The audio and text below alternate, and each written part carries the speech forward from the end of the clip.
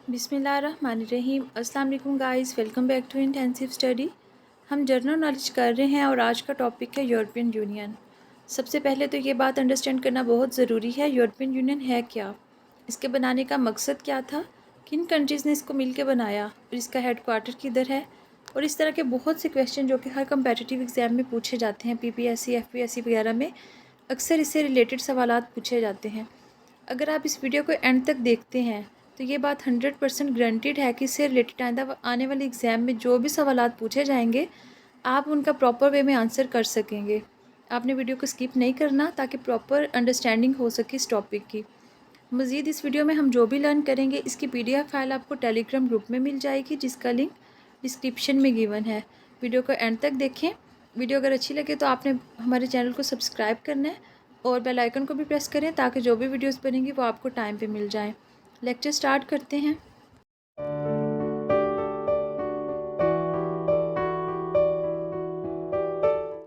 Question number 1 है, European Union was established in which year? It was established in 1993। European union कब बनी थी? नवंबर 1 1993 में। और किस सिटी में बनी? मैस्ट्रिक सिटी, जो कि नेदरलैंड्स में है। यूरोपियन यूनियन है क्या? यूरोपियन यूनियन एक पॉलिटिकल और इकोनॉमिक यूनियन है 27 मेंबर स्टेट्स की, जो कि लोकेटेड है यूरोप में। एक क्वेश्चन, यूरोपियन यूनियन की पॉपुलेशन के बारे में अक्सर क्वेश्चन पूछा जाता है कि इसकी टोटल पॉपुलेशन कितनी है। 447 मिलियन टोटल पॉपुलेशन है यूरोपियन यूनियन की। एक और बहुत अहम क्वेश्चन है कि यूरोपियन यूनियन का हेड क्वार्टर कहाँ पे है, किस सिटी में है और या फिर किस कंट्री में है। अगर पूछा जाए सिटी का तो आप ब्रसल्स चूज़ करेंगे, और इन केस अगर कंट्री का पूछा जाए तो बेल्जियम। यूरोपियन यूनियन का हेड क्वार्टर है ब्रसल्स, बेल्जियम में। Next question, institution of the European Union are? European Union के इंस्टीट्यूशन कितने हैं? There are 3 political institutions which hold the executive and legislative power of the union. These are European Parliament, European Commission and European Council. European Union के 3 तरह के institutions हैं और ये तीनों डिफरेंट चीज़ों को रिप्रेजेंट करते हैं। जैसे कि अगर बात की जाए यूरोपियन काउंसिल की, वो रिप्रेजेंट करती है गवर्नमेंट को, और यूरोपियन पार्लियामेंट जो है वो रिप्रेजेंट करती है सिटीजन्स को, और यूरोपियन कमीशन जो है वो रिप्रेजेंट करता है यूरोपियन इंटरेस्ट को। नेक्स्ट क्वेश्चन है, the Maastricht treaty establish the political and economic union known as. एक मुआहदा हुआ था जिसका नाम है मैस्ट्रिक्ट, उसके तहत जो पॉलिटिकल और इकोनॉमिक यूनियन इस्टेब्लिश की गई थी उसका नाम क्या है? उसका नाम है यूरोपियन यूनियन। यूरोपियन यूनियन क्या है? यूरोपियन यूनियन एक इंटरनेशनल ऑर्गेनाइजेशन है जो कि मुश्तमिल है 27 यूरोपियन कंट्रीज़ पे और गवर्न कर रही है common economic, social and security policies को। जो यूरोपियन यूनियन है ये क्रिएट की गई थी मैस्ट्रिक्ट ट्रीटी के तहत, which entered into force on November 1 1993। The next question is, parliament of European Union was elected by? Answer है European Union citizen.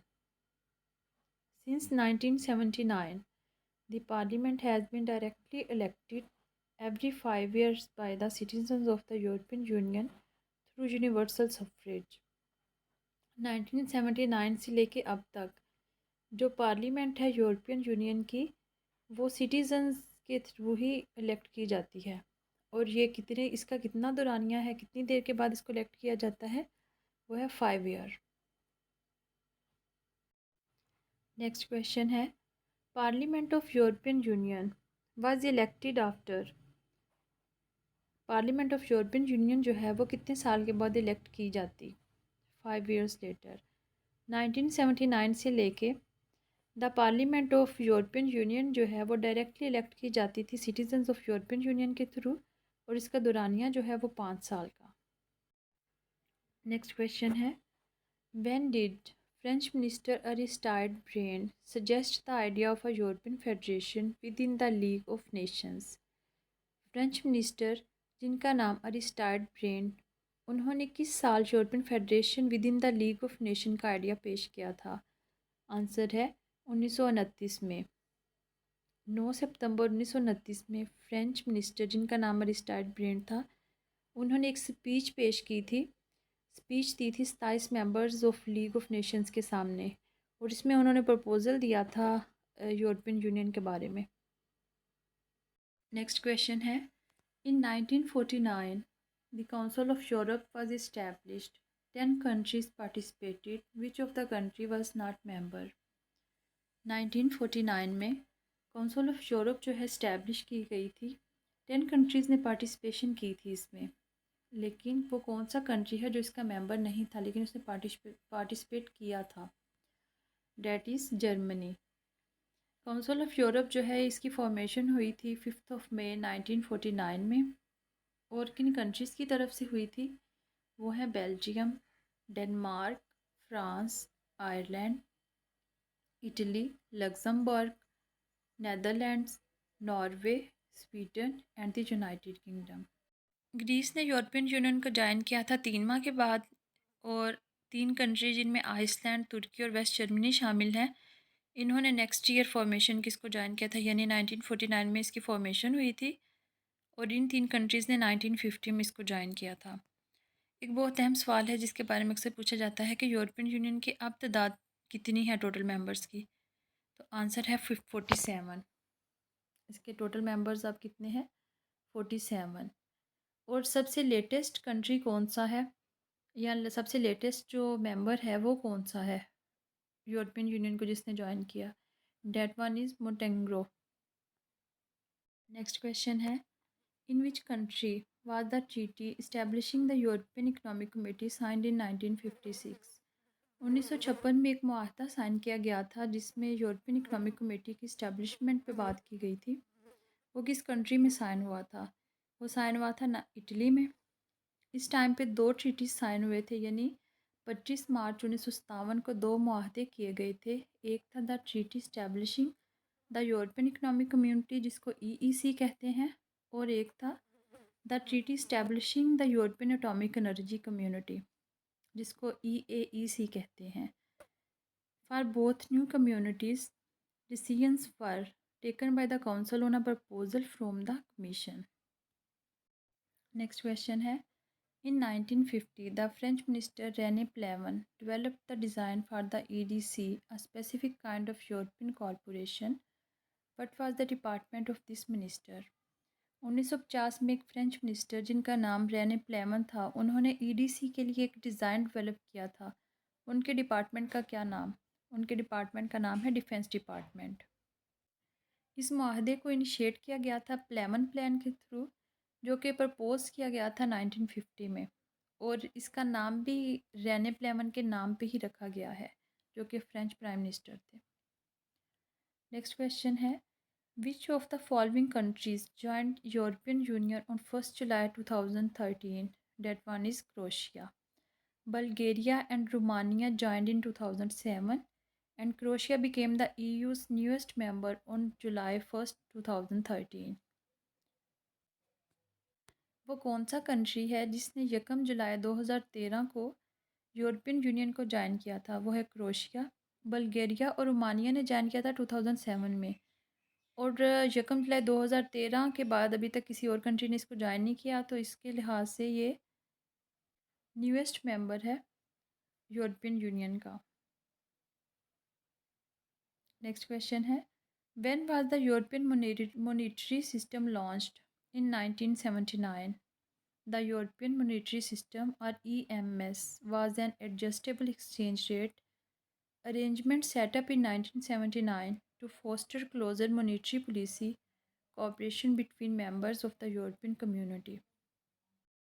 Next question is, who became the first president of European Central Bank? European Central Bank का first president कौन बना? Wim Duisenberg. The European Central Bank or ECB is the central bank of Eurozone, a monetary union of 19 EU member states which imply the euro. Next question है, where is the European Central Bank located? European Central bank कहाँ पे वाक़ है? Frankfurt में। ये establish किया गया था 1998 में by the treaty of Amsterdam. इसका हेडक्वार्टर है फ्रैंकफर्ट जर्मनी में। और ईसीबी और नेशनल सेंट्रल बैंक जो हैं ईयू मेंबर कंट्रीज़ हैं और ये दोनों मिलके यूरो सिस्टम बनाते हैं। नेक्स्ट क्वेश्चन है, which European Union institution has seats in 3 cities Brussels, Strasbourg and Luxembourg? European Union का वो कौन सा इंस्टीट्यूशन है जिसकी सीट्स तीनों सिटीज़ में है? ब्रसल्स में भी, स्ट्रासबर्ग और लग्जमबर्ग में भी। वो है यूरोपियन पार्लियामेंट। जो यूरोपियन पार्लियामेंट है इसके 3 वर्क प्लेसेस हैं। Strasbourg is the seat of European parliament, but most parliamentary committee activity takes place in Brussels, while its general secretariat is based in Luxembourg. Next question है, what's the maximum number of members the European Parliament set by the Treaty of Nice? Treaty of nice के तहत जो सबसे ज़्यादा तादाद है members की European parliament के, वो कितनी है? वो है 732। The treaty of nice settles matters regarding the financial consequences of the expiry of the EACSC treaty with effect from the European elections held in June 2004. The maximum number of members of the European Parliament is set as 732 और 732। Next question है, where is the headquarter of the European Union? It's located in Brussels, Strasbourg and Luxembourg. The departments are executive agencies of Commission are based in Brussels and Luxembourg. Weekly meeting of the commissioners take place in Brussels headquarters and in Strasbourg. The next question is, who was the first president of European Parliament? That was Robert Schuman. Robert Schuman जो हैं first president European parliament के elect हुए थे 19 मार्च 1958 में, यानी 19 मार्च 1958 में, और 1960 तक उन्होंने ये ओहदा जो है वो संभाले रखा। नेक्स्ट क्वेश्चन है, where is the secretariat general of the European Union located? That is located in Luxembourg. The general secretariat is headed by the secretary general of the council of the European Union. The Secretariat is divided into 7 directorates general, each administered by a Director General. The Secretariat is based in Brussels in the Europa building. Next question है, which country has the greatest number of seats in the European Parliament? सबसे ज़्यादा किस country की seats हैं European union में? वो है Germany की। During the electoral period 2009-2014, the parliament has 754 members. Every country has at least 6 members. Germany has 99 members, more than any other nation. Finland has 13 representatives in the European Parliament. 2009 से लेके 2014 तक का जो period है वो था electoral period, यानी जिसमें इलेक्शंस वगैरह होते रहे। तब टोटल जो मेंबर्स थे वो थे 754 मेंबर्स। हर कंट्री का कम से कम 6 मेंबर्स ज़रूरी थे, या 6 मेंबर्स कम से कम थे। जर्मनी के उस वक्त सबसे ज़्यादा मेंबर्स थे 99, जो कि किसी और नेशन के नहीं थे। और जो फिनलैंड है उसके 13 मेंबर्स थे इस यूरोपियन पार्लियामेंट में। The next question is, the translation centre of all the bodies of the European union based in Luxembourg provides translating services for. Luxembourg में जो वाक़ है यूरोपियन यूनियन का ट्रांसलेटिंग सर्विस सेंटर, वो किसके लिए किस बॉडी के लिए ट्रांसलेट सर्विस प्रोवाइड करता है? वो करता है यूरोपियन यूनियन एजेंसीज़ के लिए। ट्रांसलेशन सेंटर जो है ये इस्टेब्लिश हुआ था 1994 में और ये वाक़ है लग्जमबर्ग में, और करंटली इसके स्टाफ मेंबर्स जो हैं वो हैं 200। The next question is, how many countries have so far got the membership of European union? European Union के अब तक कितने कंट्रीज़ ने मेंबरशिप ली है? उनकी तादाद है 27। Over time more and more countries decided to join the union. The union currently count 27 EU countries. Next है, which of the following has been awarded peace Nobel prize in 2012? 2012 में Nobel peace prize किसको नवाजा गया था? European Union को। The Norwegian Nobel Committee has decided that the Nobel Peace Prize for 2012 is to be awarded to the European Union. Norwegian Nobel committee जो है उन्होंने decide किया था कि नोबल पीस प्राइज़ जो है 2012 का वो दिया जाएगा यूरोपियन यूनियन को, क्योंकि यूनियन और इसके जो चलाने वाले हैं उन्होंने 6 डिकेड्स जो है वो कंट्रीब्यूट किया था इसके एडवांसमेंट में, पीस में, reconciliation, democracy and human rights में, यूरोप की ह्यूमन राइट्स में। Next one is how many official languages are there in European Union? There are 24. The accession of Croatia on 1st July 2013 brought the total number of official languages to 24: Bulgarian, Czech, Croatian, Danish, Dutch, English, Estonian, Finnish, French, German, Greek, Hungarian, Italian, Irish, Latvian, Lithuanian, Maltese, Polish, Portuguese, Romanian, Slovak, Slovene, Spanish and Swedish. Next question है when did the first direct elections for the European parliament take place? 1979। जो direct elections हुए थे European parliament के वो किस साल से होना शुरू हुए या किस साल में हुए पहली बार? वो हुए थे 1979 में।